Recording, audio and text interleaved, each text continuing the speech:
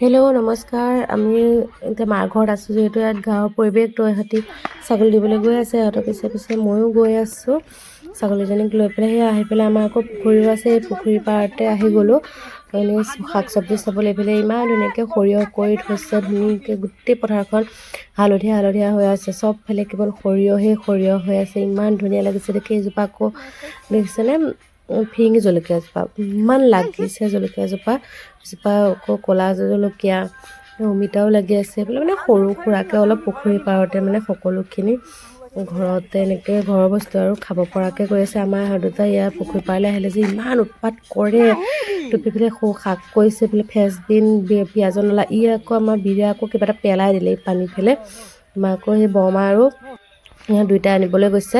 তাৰপিছত এইফালে বেঙেনা কেইজোপামানো লাগি আছে, বৰ বেঙেনা লাগি আছে ধুনীয়াকৈ, বহুত মুকলি হৈছে। আমি মানে নিকিনাকৈ ঘৰৰ পৰা মানে খাই থাকিব পাৰোঁ আৰু বোলো আপোনালোককো অলপ দেখুৱাই দিওঁ।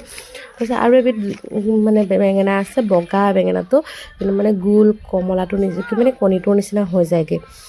তো এনেকৈ অলপ দেখুৱালোঁ আৰু গাঁৱৰ পৰিৱেশ। বাই।